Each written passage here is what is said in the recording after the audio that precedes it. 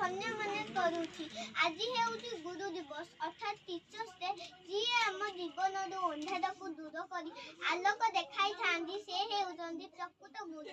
गुरु भगवान सह तुलनीय। गुरु आशीर्वाद रे जने छात्र अशेष ज्ञान और सम्मान अधिकारी होई पारे।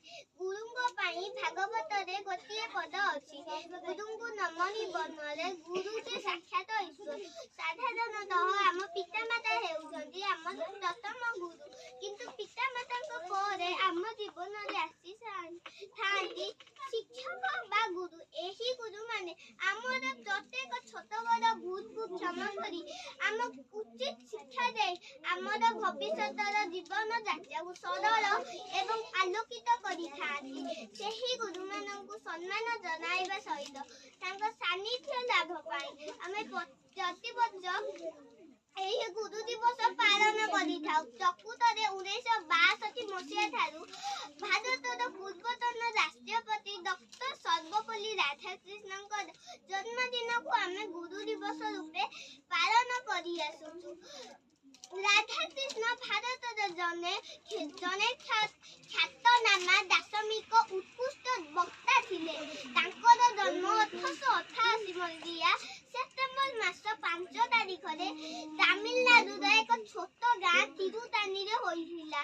तांको बापा विदुस्वामी जाति रे ब्राह्मण थिले। पूजा कर्मानी आदि करी जीविका अर्जन करुथिले। तांकर आर्थिक अवस्था आदौ भल नथिला।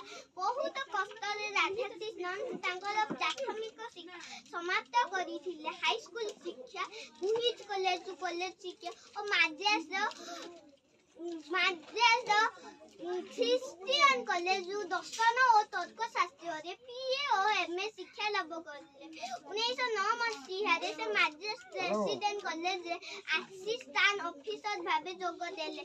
से थिले जने आदर्श शिक्षक। से छात्र मानक बहुत भल पाउथिले। छात्र मानक सह आत्मीय करि मिसुथिले। ताको जीवन काल रे से केते छात्र मानक निज नीति और आदर्श रे गरिसथि। राधाकृष्णकर महान चरित्र सबु समाज एक उत्कृष्ट दृष्टांत।